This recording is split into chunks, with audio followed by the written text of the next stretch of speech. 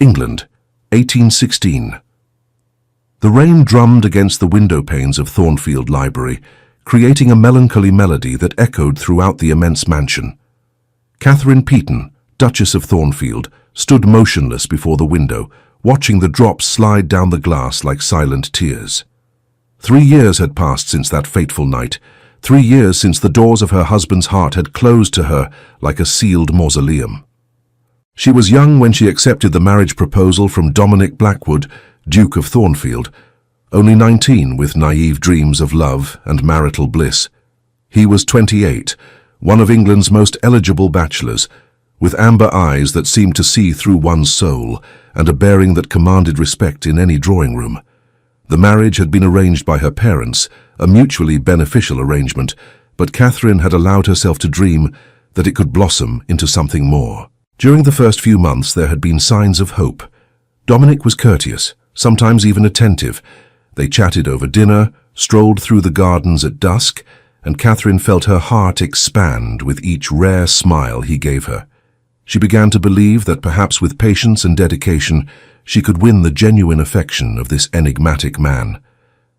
Then came that terrible night 3 years ago. Catherine closed her eyes, trying to dispel the memory that haunted her like a persistent spectre. Dominic's birthday party, the distinguished guests, the champagne flowing freely, and she, foolish and naive, sharing an innocent conversation with Lord Edmund Hastings on the terrace, laughing at an anecdote about his travels to France. She hadn't noticed Dominic watching them from the shadows, hadn't noticed the expression solidifying on his face until it was too late. Later that evening, when the guests had departed and she had gone to find him in his office, she had found a transformed man. His amber eyes burned with something dark and indecipherable, his jaw set like granite. "You embarrassed me tonight, Catherine," he had said, each word sharp as shards of ice. "Showing off to Hastings like a woman without decorum." "Dominic, I was just talking," she protested, stunned by the accusation. There was nothing inappropriate. His voice boomed through the room, making her flinch. "I saw the way you looked at him, the way you hung on his every word. Do you think I'm blind?" Nothing Catherine had said made any difference. Dominic had accused her of emotional infidelity, of lusting after another man, of tarnishing the Thornfield name with her behavior. She had cried, begged, and sworn her innocence, but he had remained adamant, his words growing increasingly cruel, digging deep wounds into her heart. Since that night, he had kept his distance from her. He had moved his quarters to the opposite wing of the mansion. He ate meals in his study. He avoided any social events that required them to appear together. When they passed in the hallways, he greeted her with formal coolness, as if she were a stranger staying in his home.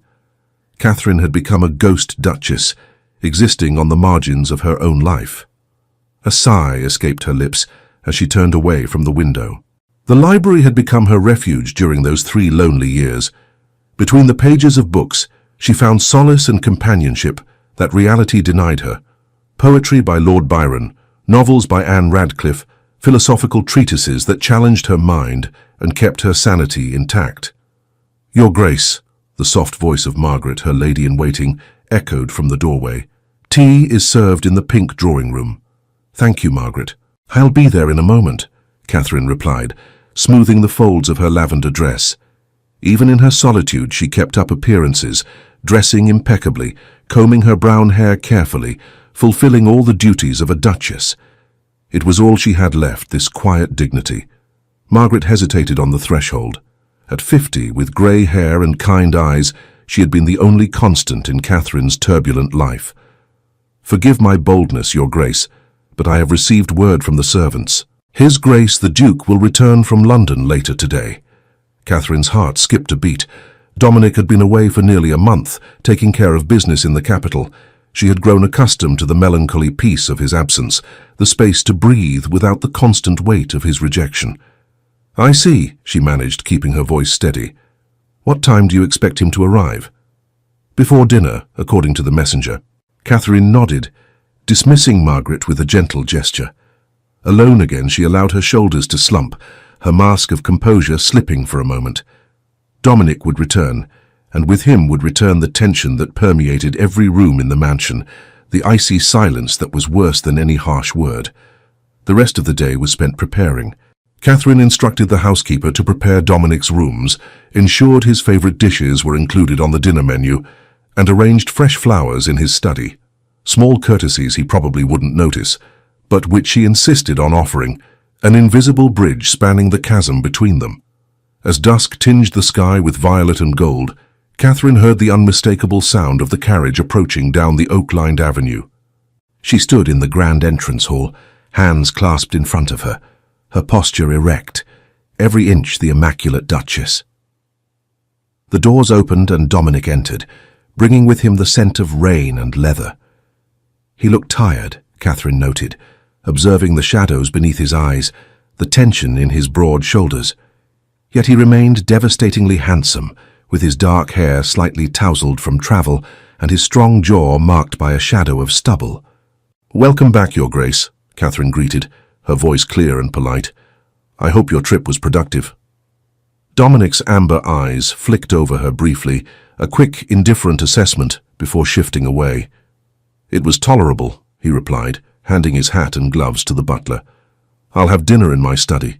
You don't need to bother keeping me company." The words were predictable, but they still stuck like tiny arrows.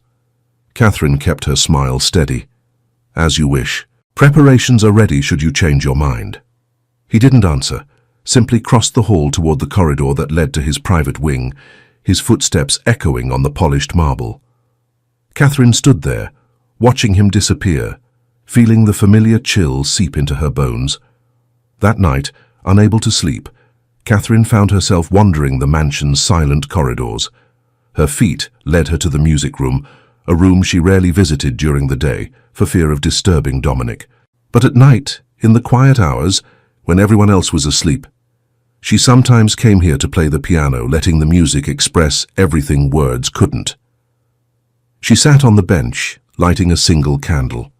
She placed her fingers on the keys and began to play a melancholy melody that flowed from her heart directly into the instrument.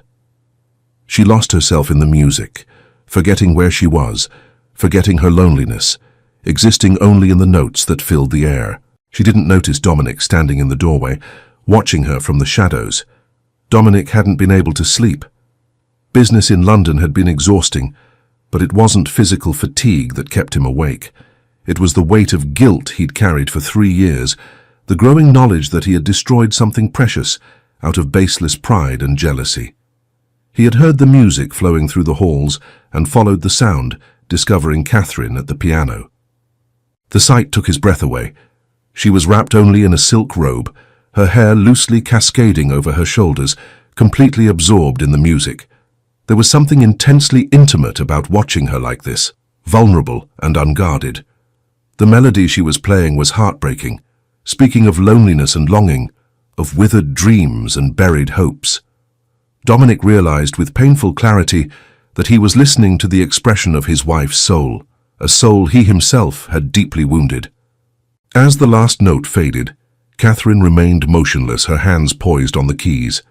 Then, as if sensing his presence, she turned abruptly. "Dominic!"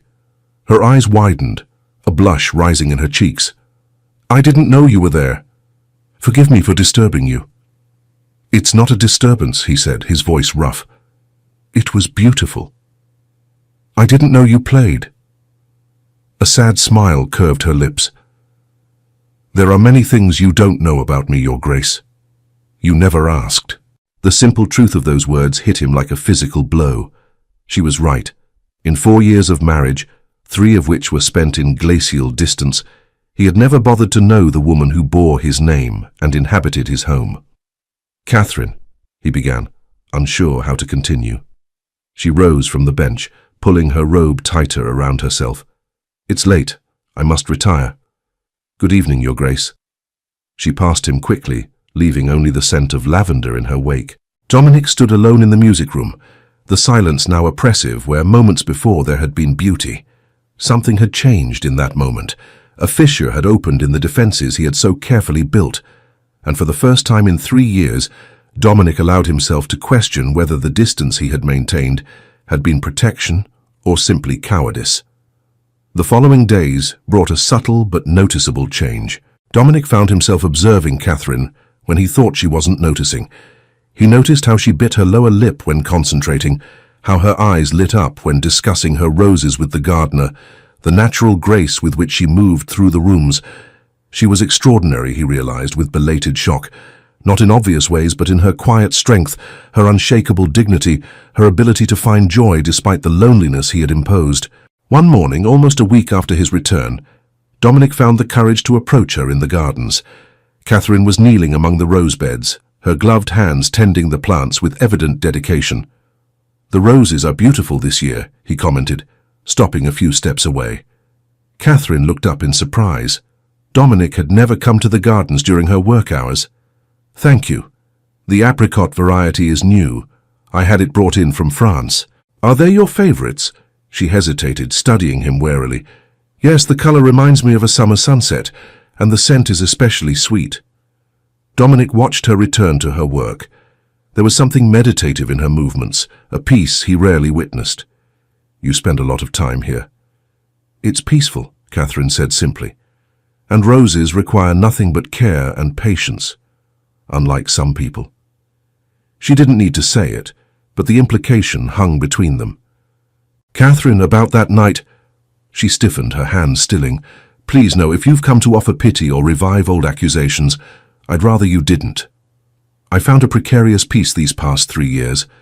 Don't disturb it unnecessarily." "What if I came to do neither?" he pressed, moving closer. "What if I came to say I was unfair?" Green eyes met his, wary as a deer, ready to bolt. "Unfair? You accused me of infidelity based on nothing. You turned our home into a prison of silence. You treated me like a stranger for 3 years. And now you use that word?" Raw emotion finally found a voice. This wasn't the restrained Catherine he knew. This was a woman at the end of her tether. "You're right," Dominic admitted, the words taking immense effort. "I was cruel, and I have no excuse other than irrational jealousy and fear." "Fear of what?" "Afraid of losing you." The words came out raw and honest. "Afraid that you'd realize you deserve more than I offered, and look elsewhere." The silence that followed was thick. Catherine stared at him with disbelief and confusion. "You never had me, Dominic. How could you lose me? You kept your distance from the beginning, treating our marriage as an unpleasant obligation." She shook her head, tears shining but not falling. "I can't do this now. Not after 3 years of building defenses to survive. If you want to talk, you'll need to give me time, lots of time." Before he could respond, she hurried past, practically fleeing. Dominic stood alone among the roses, the sweet scent now almost cloying, a reminder of everything he had destroyed. Catherine locked herself in her quarters for the rest of the day. She needed to process the disturbing conversation, understand its meaning. 3 years of solitude, and now Dominic appeared speaking of fear and loss, as if he were entitled to such emotions. Part of her wanted to believe in change. Another part, the one that had survived the last 3 years, whispered caution. Dominic had hurt her deeply. What guarantee did she have that he wouldn't do it again? It was only at dusk that Anne brought news. "Your Grace, I believe His Grace did not dine." The tray returned untouched from the study. Catherine frowned. Dominic was meticulous about his meals. For him to skip dinner was unusual. "Is he sick?" "Just thoughtful, according to Mr. Morris." Catherine dismissed Anne, her thoughts troubled. It wasn't her responsibility to ensure Dominic was fed. He was perfectly capable of taking care of himself, and yet, before she could reconsider, she found herself wrapping a shawl and leaving. The mansion was silent as she walked through the halls toward Dominic's wing. She paused before the door to his office, her hand raised to knock, hesitating. The door opened before she could decide. Dominic stood there, clearly surprised. He'd removed his coat and tie, his shirt open at the collar, his hair disheveled. There was something vulnerable about his unkempt appearance. "Catherine, I wasn't expecting you. I heard you didn't have dinner. I came to check if you were okay." Something flashed across his eyes. "Come in." She hesitantly entered the masculine territory of leather and polished wood. The untouched tray confirmed Anne's story. "You should eat. It's not healthy to skip meals." Dominic moved to the window. I had no appetite. Our conversation earlier disturbed me more than I expected. Catherine didn't know what to say. She stood there uncomfortable, wondering why she had come. "Will you play for me again?" The question caught her off guard. "What?" He turned. "Piano. That night in the music room. It was the most beautiful thing I've heard in years. Will you play again?" Catherine studied his face, searching for signs of mockery. She found only disconcerting sincerity. "I suppose so, if you really wish. I desire it." Without another word, they went to the music room. Catherine lit the same candle and sat on the bench with slightly trembling hands, aware of Dominic watching her every move. For a moment, she froze. Playing had always been her most private form of expression. Doing so with Dominic as an audience felt like exposing herself dangerously. But then she began, letting the music flow. She chose a Mozart sonata, something less melancholic, but still charged with emotion. Gradually, she lost herself in the melody, forgetting Dominic, forgetting everything but the music. When it was over, the silence was different. Catherine kept her hands on the keys, reluctant to break the spell. Then she felt Dominic move behind her. "Where did you learn?" His voice came too close, sending shivers down her spine. "My governess was a musician. She said that music was the language of the soul, that when words failed, notes spoke truth." "And what truths do your notes speak, Catherine?" The question was too intimate. She stood abruptly, putting distance between them. "It's late. You should eat." "Don't run away from me," Dominic said. "I spent 3 years making you run away. I don't want that anymore." Catherine turned slowly. "What do you want, Dominic? Because I don't understand. 3 years of silence, and now suddenly you want intimate conversations. What's changed?" He took a step closer. "I've changed. Or maybe I finally opened my eyes. I saw you playing alone and realized I'd been living with a stranger I'd made into one because of my foolish pride." He moved closer until he was almost touching her. "These 3 years have been hell, Catherine. Hell I created. But having you this close now, being able to talk, to see you, I realized that hell was having none of that." His hand lifted, fingers tracing her cheek. "You asked me what changed. Everything changed. You changed, or I finally changed enough to see you for who you really are." Catherine's heart was pounding. "And what do I look like?" "Strong. Stronger than I realized. Kind, despite all the reasons to be cruel. Intelligent, passionate, beautiful, inside and out." He leaned closer. "And completely, irrevocably loved by me." Catherine held her breath, tears welling up. "Dominic, I love you," he said, the words raw and honest. "I know I have no right to say this after how I treated you. I know I haven't won your love back yet, but I need you to know I love you with every fiber of my being, and I will spend the rest of my life proving it." The tears fell freely. "You hurt me so much. For 3 years I felt like a ghost in my own life." "I know," Dominic's voice broke, "and I will carry that guilt forever. But if you let me, I will spend every day making sure you never feel that way again. You will be seen, heard, valued, and loved as you deserve." Catherine studied his face, seeing sincere truth, a vulnerability she had never witnessed before. He was giving himself completely, offering his heart without reservation. And she realized she'd already made her decision. Somewhere in the last few weeks, between conversations and glances, her heart had begun to heal, and as it healed, it had begun to open again. "Baby steps," she said finally. "You promised baby steps." "Yes," hope shone in his eyes. "Then take one more step, Dominic. Kiss me." He didn't need a second order. His hands cupped her face reverently as he inclined his head, and his lips met hers in a kiss that held everything words couldn't express. 3 years of longing, weeks of tension, all spilling out into that moment. Catherine melted against him, her arms wrapping around his neck, responding with equal passion. It was different from their first kisses at marriage, those brief, impersonal touches.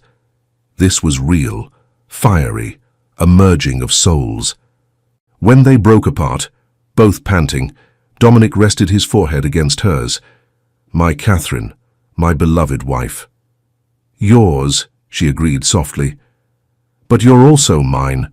No more distance, no more walls. If we're going to do this, we do it together, honestly and completely." "Together," he promised, "always together from now on." The following days brought a visible transformation to Thornfield. Dominic and Catherine ate breakfast together every morning, discussing everything from politics to literature. They walked the gardens, dined together, and spent hours in the library discovering their shared interests. Dominic proved surprisingly well-read, able to debate complex topics with insight that challenged and delighted Catherine. She found herself laughing more freely, smiling without reservation, allowing the woman she had been before her 3 years of isolation to emerge again. 3 weeks after their initial reconciliation, an invitation arrived that would change everything. Lady Ashworth was hosting a ball to celebrate her daughter's engagement. As Duke and Duchess of Thornfield, their attendance was practically mandatory. Catherine eyed the invitation with apprehension. She hadn't attended a social event in 3 years, avoiding them with health excuses. The thought of facing high society filled her with dread.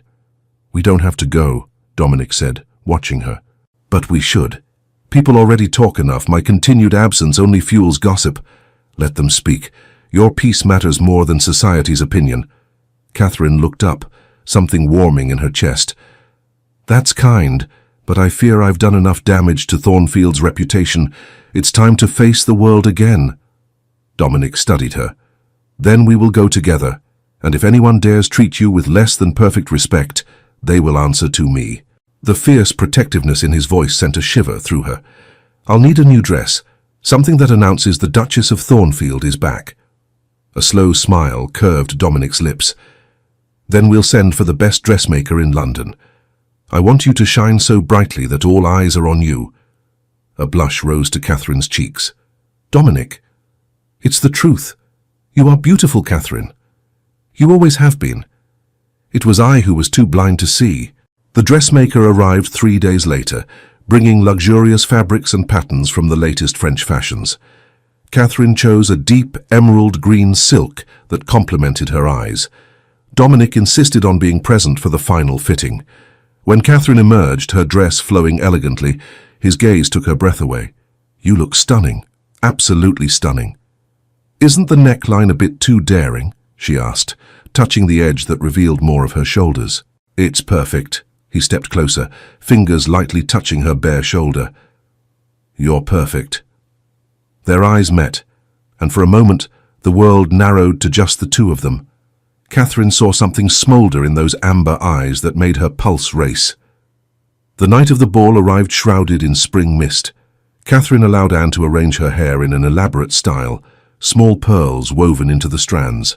The dress fit perfectly, and looking at herself in the mirror, she had to admit she had never felt more beautiful.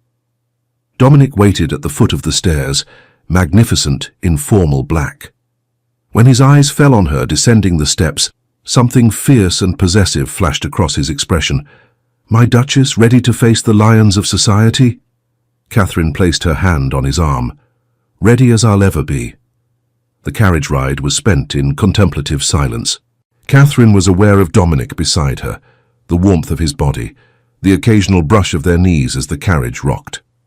"Catherine," Dominic said softly as they approached, "if at any time you wish to leave, simply tell me. You don't have to endure discomfort out of obligation." She turned to look at him, touched. "Thank you, Dominic. That means a lot." He took her hand, intertwining their fingers. "We're in this together. You're not alone anymore." The simple words brought tears to Catherine's eyes. For 3 years she had been deeply alone. Knowing Dominic was by her side now was an unexpected and precious gift. Ashworth Manor glowed with the light of 1,000 candles. Carriages lined the entrance, elaborately dressed nobles alighting. Catherine felt her courage waver. As if sensing her hesitation, Dominic squeezed her hand. "Breathe. You are the Duchess of Thornfield. Let them see your strength." When they were announced, Catherine held her head high, her smile serene. She was aware of the many eyes on them, the sudden increase in whispers. 3 years was enough time to fuel considerable speculation. Duke, Duchess, Lady Ashworth greeted them warmly, her curious eyes scanning Catherine.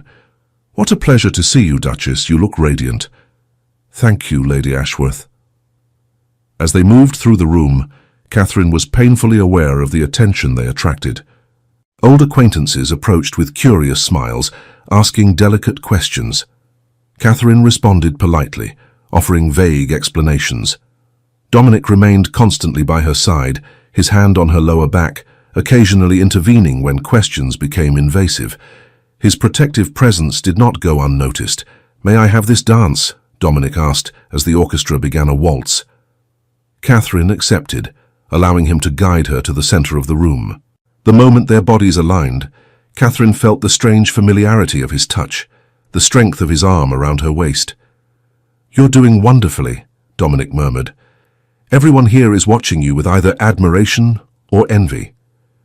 "Or morbid curiosity," she replied dryly but smiled. Dominic spun her skillfully. "Let them be curious. Only what we know to be true matters." "And what is truth, Dominic?" His amber eyes held hers, intense.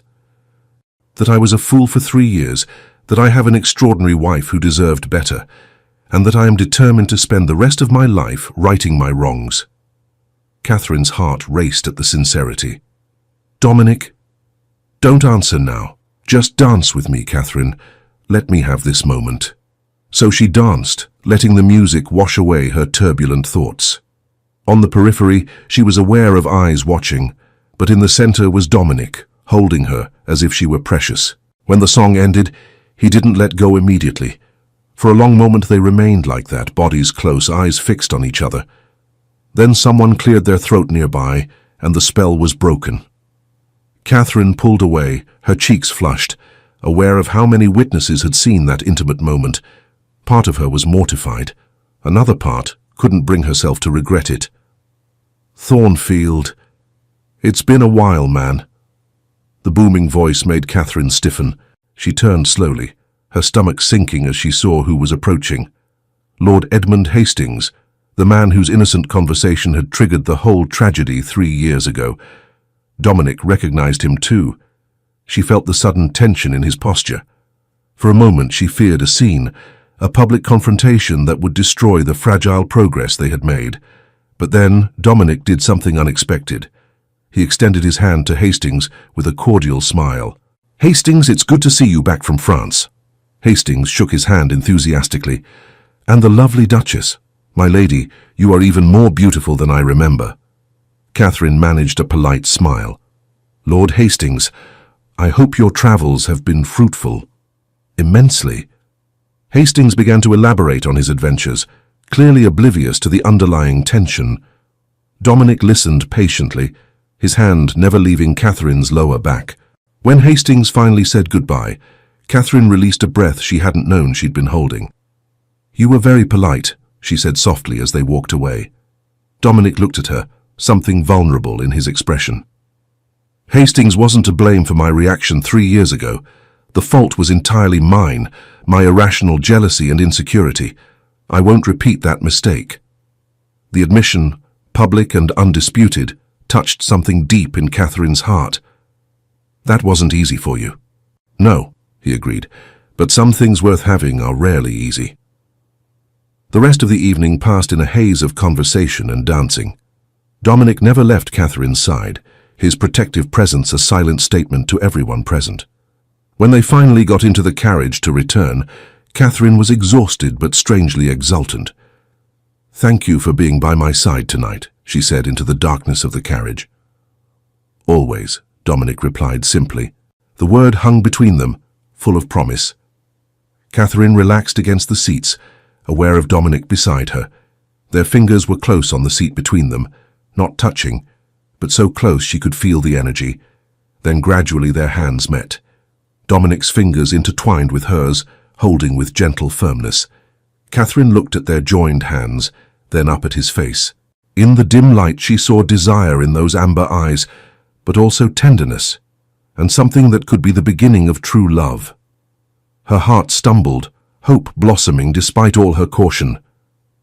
"Catherine," Dominic said softly, his voice husky, "can I—" But whatever he was about to ask was interrupted by their arrival at Thornfield. The carriage stopped, and the moment passed. Dominic helped her down, his hand lingering on hers.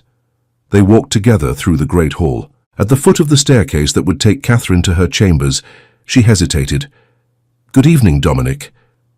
"Good night, my dear," he replied, and then did something that completely surprised her. He brought her hand to his lips, his eyes never leaving hers as he pressed a kiss to her gloved fingers. "Sleep well." Catherine climbed the stairs on shaky legs, aware of him watching. In her chambers, she barely registered as Anne prepared her for bed. Her thoughts were completely occupied with Dominic, with the changes between them, with tantalizing and terrifying possibilities.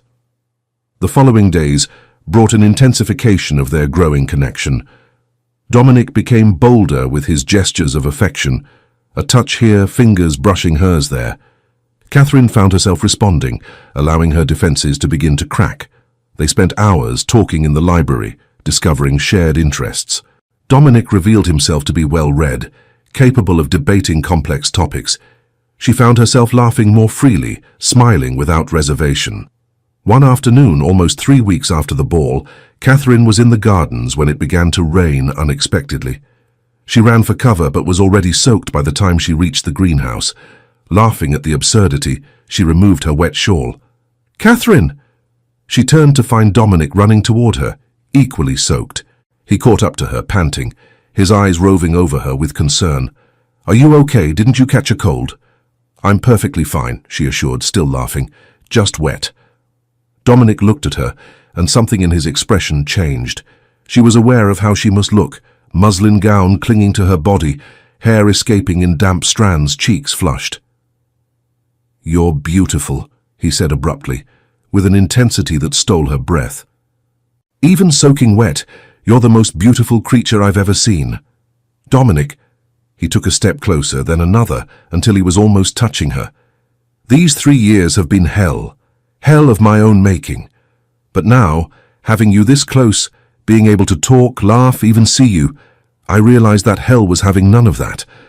His hand lifted, fingers tracing her cheek. "You asked me what changed. Everything changed. You changed, or I finally changed enough to see you." He leaned closer, his forehead almost touching hers. "And I'm completely, irrevocably in love with you." Catherine held her breath, tears welling up. "Dominic." "I love you," he said, the words raw. "I know I have no right to say it after how I treated you. I know I haven't won your love back yet, but I need you to know I love you, and I will spend the rest of my life proving it." Tears fell. "You hurt me so much. For 3 years, I felt like a ghost." "I know," his voice broke, "and I will carry that guilt forever. But if you let me, I will spend every day making sure you never feel that way again. You will be seen, heard, valued, loved." Catherine studied his face, seeing sincere truth, vulnerability never witnessed before. He gave himself completely, and she realized she had already made her decision. In the last few weeks, her heart had begun to heal, and as it healed, it had begun to open. "Baby steps," she said. "You promised." "Yes," hope shone. "Then take one more step, Dominic. Kiss me." He didn't need a second order. His hands cupped her face as he bent his head, and his lips met hers in a kiss that contained everything. 3 years of longing, weeks of tension, all spilling out. Catherine melted against him, her arms wrapping around his neck, responding with equal passion. It was different from their first kisses. This was real, fiery, a fusion of souls. When they broke apart, both panting, Dominic rested his forehead against hers. "My Catherine, my beloved wife." "Yours," she agreed softly. "But you're also mine. No more distance, no more walls. We do it together, honestly and completely." "Together," he promised. "Always from now on." The rain continued to patter on the greenhouse's glass roof, creating a private world just for them. Dominic kissed her again, more gently, savoring it. When they separated, he removed his coat and draped it over her shoulders. "Come on, we should get you inside before you catch a cold." Hand in hand, they ran through the rain back to the mansion, laughing like children. The servants who saw them enter, drenched and radiant, exchanged meaningful glances. Something fundamental had changed in the dukedom of Thornfield. That night, for the first time in 3 years, Dominic came to Catherine's chambers. She was sitting at her dressing table, Anne having just left, when she heard a soft knock on the connecting door. Her heart raced. "Come in." The door opened, revealing Dominic in a dark silk robe, his hair still damp from the shower. He looked hesitant, uncertain. "Can I stay?" he asked simply. Catherine stood, moving toward him. "Yes, stay." There was no rush this time, not like on their wedding night years ago when everything had been mechanical. Dominic wooed her with whispered words and reverent touches, rediscovering every curve as sacred territory. Catherine responded with equal tenderness, allowing years of loneliness to finally find expression. When they came together, it was with an intensity that left them trembling, tears mingling with kisses. It wasn't just physical communion, but the merging of two souls long separated. Afterward, as they lay tangled together in the silk sheets, Dominic held Catherine as if she might disappear, his fingers tracing idle patterns on her bare shoulder.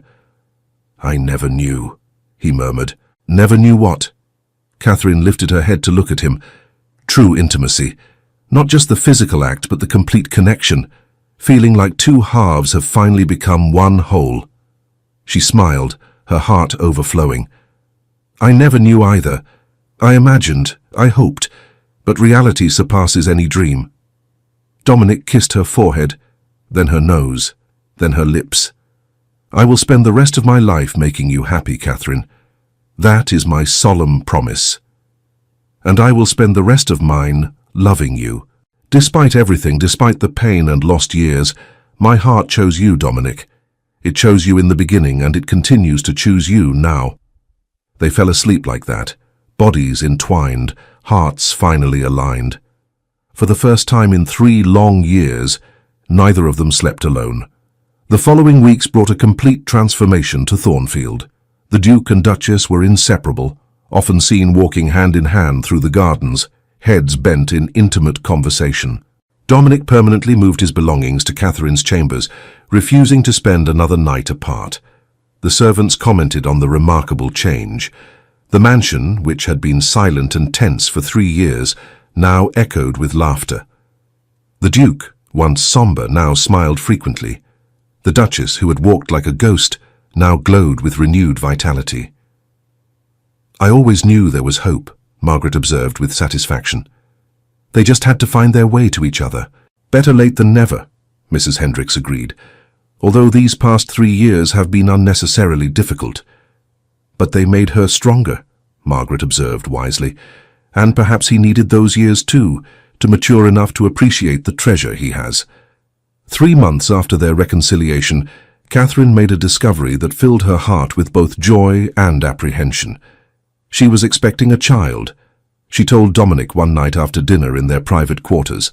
He was reading correspondence when she approached, hands clasped nervously. "Dominic, there's something I need to tell you." He looked up immediately, catching the seriousness. He set the papers aside. "What's wrong? Are you okay?" "I'm perfectly fine. Better than fine, actually. We're having a baby." For a moment, Dominic simply stared at her, processing. Then pure joy burst across his face. "A baby? Catherine, are you sure?" She nodded, tears of happiness shining. "I saw the doctor this morning. He confirms that I'm approximately 3 months along." Dominic crossed the room in 2 strides, pulling her into his arms and spinning her around. "A baby! We're having a baby!" He set her down gently, suddenly cautious. "Should I be more careful? Should you be sitting? What did the doctor say?" Catherine laughed at his sudden caution. "The doctor said I'm perfectly healthy and should continue my normal activities, although perhaps you should stop spinning me around." Dominic placed his hand on her still flat abdomen, wonder in his eyes. Our child, Catherine. You've given me everything. Your forgiveness, your love, and now this. I don't know how to thank you. You thank me every day, she said softly, covering his hand with hers. With every kind look, every caring touch, every loving word. You already thank me. They sat together, Dominic keeping her close, his hand never leaving her abdomen. Will it be a boy or a girl, do you think? I don't know, but I hope he or she has your eyes. I hope he or she has your kindness, Dominic countered, and your strength. God knows they'll need both to tolerate me. Catherine nudged him playfully. You underestimate yourself. You've become quite a wonderful husband these past few months. Just the last few months, Dominic said, guilt tinging his voice. I've wasted so much time, Catherine. Years we could have spent like this. She turned to face him fully. Let's not look back anymore, Dominic. We promised, remember? Only forward to the future we're building together.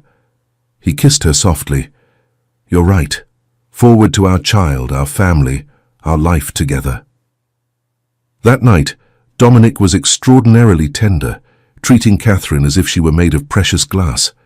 She protested with a laugh that she wasn't that fragile, but secretly she loved his protective care. The following months passed in a haze of happiness. Catherine's body gradually changed, her waist thickening, soft curves developing. Dominic was fascinated by the changes, often placing his hands on her growing belly, talking to the unborn baby. You will be so loved, he would say to Catherine's abdomen. Your mother is the most extraordinary woman, and I will do my best to be worthy of being your father. Catherine felt her heart overflow in those moments, seeing this completely new side of Dominic. Who could have imagined that the cold Duke would transform into such a devoted, expectant father? The birth came on a stormy winter night, almost exactly 9 months after their reconciliation in the greenhouse. Catherine had been uncomfortable all day, waves of pain gradually increasing. When she realized labor had begun, she sent Margaret to fetch the midwife. Dominic refused to leave her side, ignoring protests that it was inappropriate for the father to be present. This is my wife. I belong with her. Catherine gratefully grasped his hand, finding strength in his presence. The hours passed in a haze of pain, but Dominic remained constant, wiping her brow, whispering encouragement, sharing his strength. When the baby's cries finally filled the room at dawn, tears streamed down both their faces. The midwife wrapped the child in soft blankets and placed her in Catherine's arms.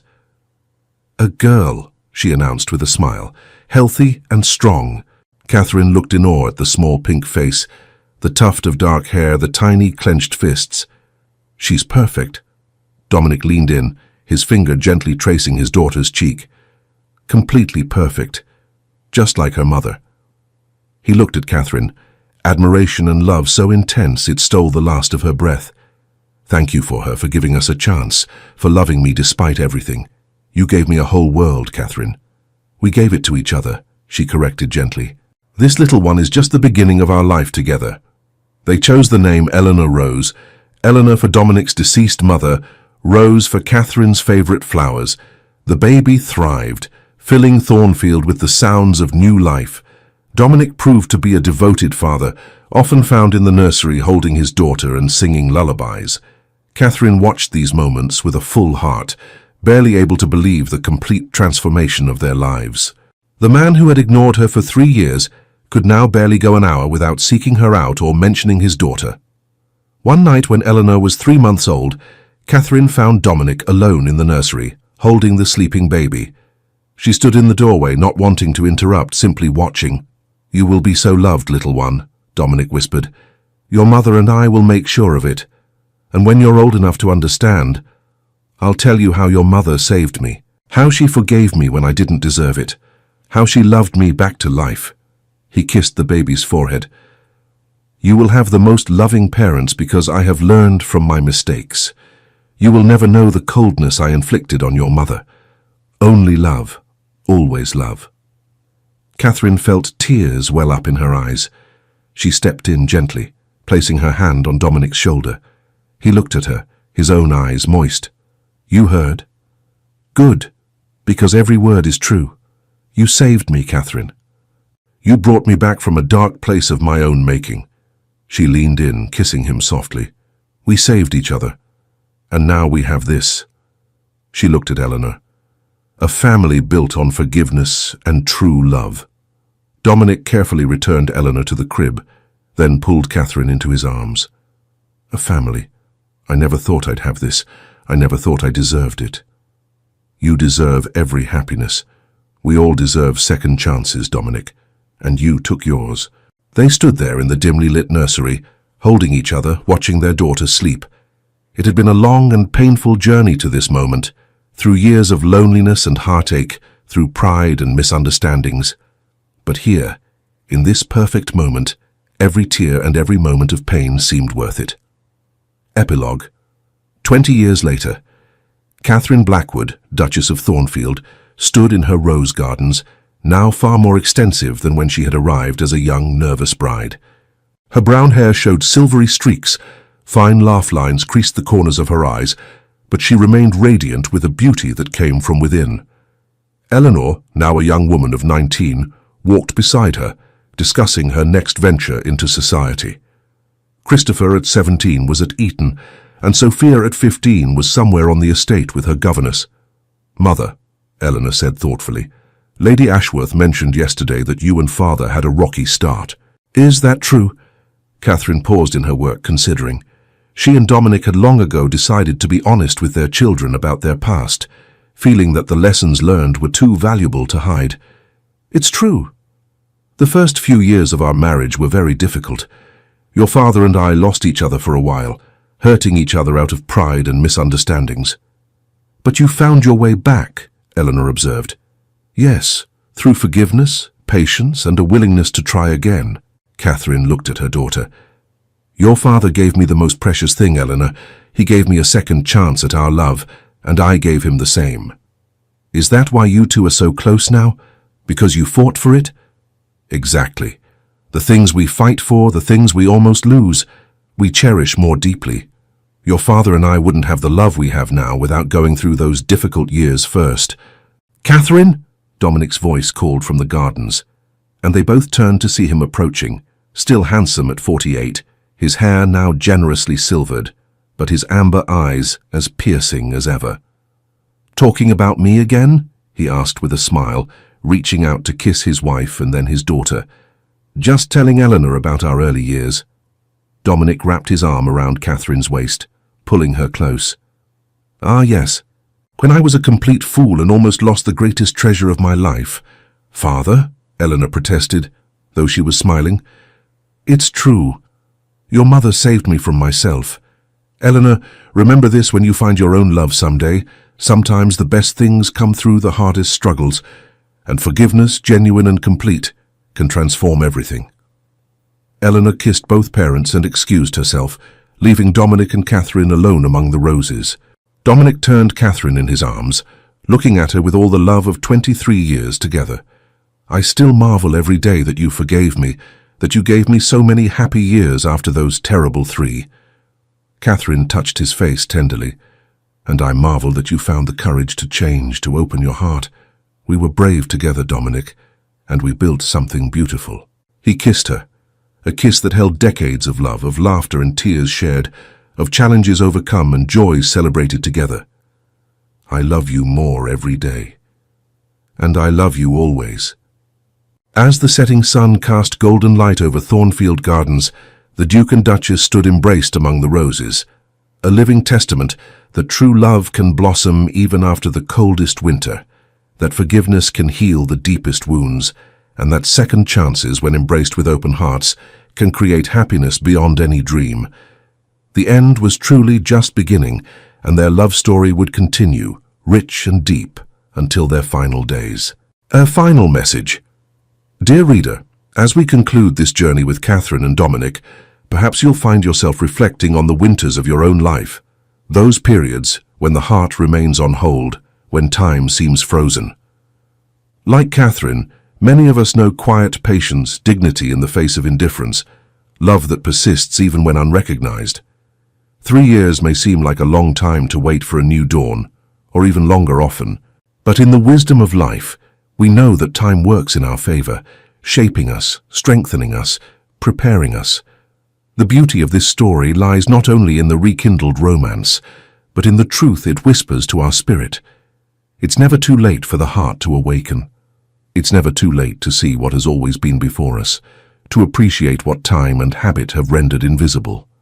May this story be a gentle reminder that even in the longest nights of your life, dawn is on its way. May your nights be blessed with peaceful sleep, protected by the certainty that each day brings new possibilities for reconnection, rediscovery, and second chances. And when the night seems long and your thoughts restless, remember Catherine, who maintained her grace and strength through 3 winters, only to discover that spring was waiting, patient for the perfect moment to bloom. The end. Thank you for staying with us until the end of this emotional journey. If this story touched your heart, we invite you to subscribe, like, comment, and share our channel. Your support inspires us to keep creating more stories of love, redemption, and breathtaking twists. Help us reach our first 1,000 subscribers, and together we'll continue sharing tales that warm the heart.